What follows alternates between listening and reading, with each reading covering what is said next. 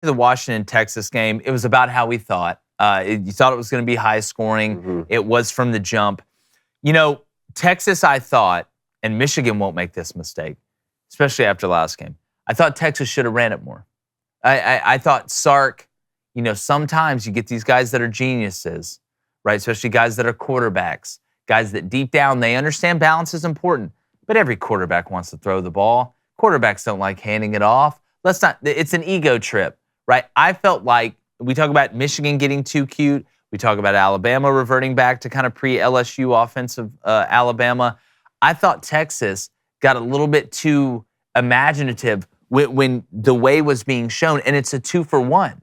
Not only when you're able to run the ball, do you set the physical tone, do you move the chains, you keep that other offense off the field. But when your mindset is still, we're an offensive team, right? We're a team that wants to throw it around. We're a team that can stretch you vertically. We're a team that does all these cool combinations and gives you bastardized alignments, right? Typically, you line up inside to go outside. Well, we're going to line up outside to go outside. We're going to line up inside to stay inside, and things like that. I think they got away from, hey, we are able to run the ball successfully. We can build everything off that. Let's take the shots when we can. Let's keep this offense off the field, and let's limit what Washington can do offensively. I thought Texas went away from that because I think if you want to have kind of one knock on Sark, it's that sometimes, you know, that creativity can get him in a little bit of trouble. Sometimes you can have a little bit too much imagination. It's kind of like, you know, the dad from Step Brothers, you know, like,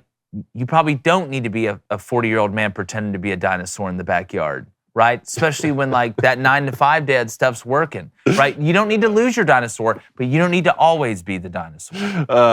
Michael Penix Jr. was the best player on the field, man. It was an absolute masterclass in how to deliver the football, and he's a great example that being a great passer is not just being a great thrower, throwing the football hard. Like, he is just truly a great passer. And when he hit, I believe it was Polk on that post route that got tipped up in the air and was still a touchdown. After that, I just thought, I never wavered in my belief that Washington was going to win the game from that moment on. And I think Texas had 5 plays in the third quarter, something like that. Yeah. I mean, when Washington wins the time of possession, this is something interesting to think about for the Michigan game in the championship too. Time of possession is a little bit an outdated stat. It used to be more important, like whoever wins the time of possession might win the football game. Not so much anymore with all these high-flying offenses. But if Washington wins the time of possession, they're usually going to win that football game because they can score at any moment, but then also had these like really long drives, which they do that against Well, because they Michigan. ran the ball. Yeah, and that's the biggest thing. The back half of the stretch of the season, Dylan Johnson was averaging, 136 yards per game? Now, you say he might be out for the championship, so we'll keep an eye on that. But,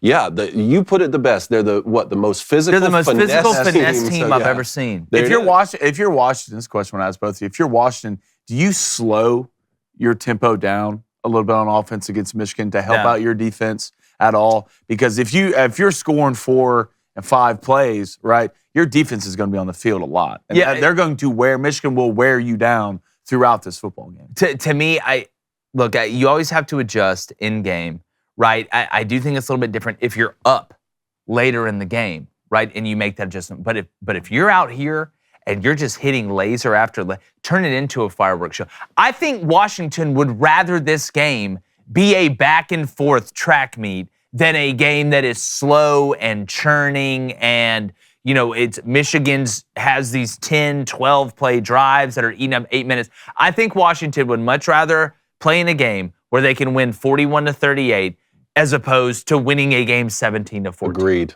Because I don't think Washington can consistently stop Michigan running the ball. That is the biggest advantage that Washington has is offensively is being able to, their versatility at wide receiver, throw it around, affect all 3 layers. Michigan, it's being able to run the ball. When I can run the ball like that, I can run the clock. If I can run the clock, I can control the tempo of the game. I can control the tone of the game.